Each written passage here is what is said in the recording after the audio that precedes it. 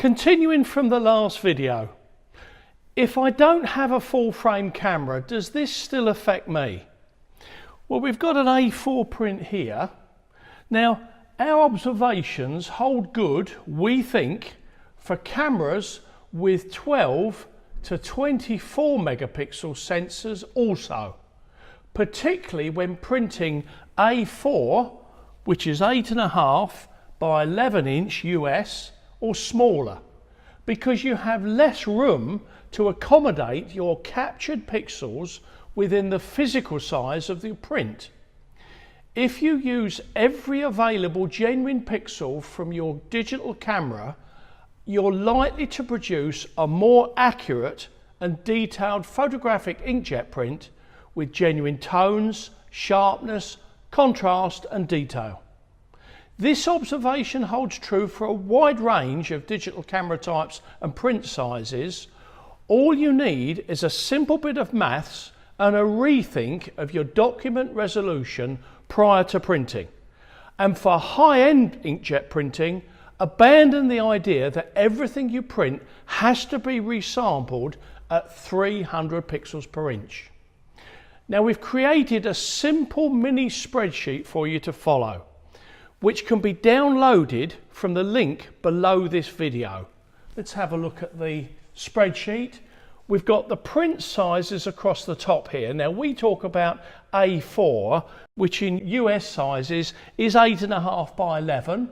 We're looking at A3 sizes, which in US size is 11 by 17, and A2 size, which in US size is 17 by 22.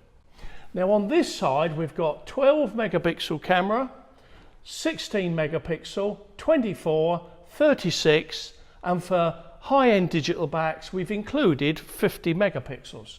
So as you can see, if you've got a small camera, 12 megapixels, printing at A4, this sort of size, we're suggesting that you try 360 pixels per inch. A3, which is double this size, you can stay with 300 pixels per inch because you've got enough size, enough print size to accommodate the number of pixels that you've captured. And the same really applies to A2. In fact, you can come down to a certain amount. As we go up to 16 megapixels, the figures change slightly. So at A4, we're looking at 420 pixels per inch for an A4 size. At 16 megapixels for A3, we can stay at 300 pixels per inch. And at A2, we can allow the resolution to come down a little bit at 240. We're coming up now to 24 megapixels, and for a 24 megapixel camera, printing at A4, we would come up to 480 pixels per inch. At A3, we will bring it down slightly to 360 pixels per inch for 24 megapixel cameras. And if we're going up to A2 size, which is 4 times this size, we'd leave it at 300 pixels per inch. Again, because we've got enough size of print to accommodate our full amount of captured print pixels.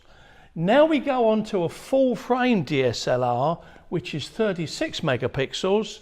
And of course for A4, we've really got to go up the scale in order to accommodate all our captured pixels. So it means to say we come right the way up to 600 pixels per inch. At A3, which is twice this size, for a full frame 36 megapixel camera, we're talking 420 pixels per inch. And when we have A2, which is 4 times this size, we're back to the conventional 300 pixels per inch. Now let's go for the digital backs, 50 megapixels, huge amount of captured pixels that we've actually got. If we're printing to A4, to do that justice and make sure we've actually put all of those captured pixels onto the page, we need to go right the way up to 720 pixels per inch. If we're printing at 50 megapixels with a a print that's twice that size, which is A3, we would suggest that you go to 480 pixels per inch. And when we come down to A2, which is 4 times that size, going up to 360 pixels per inch is enough. Now, this advice applies to colour and black and white inkjet printing, and to a lesser degree, but still significant, are yet smaller sensor digital cameras. Now let's take a break and start again at the next movie.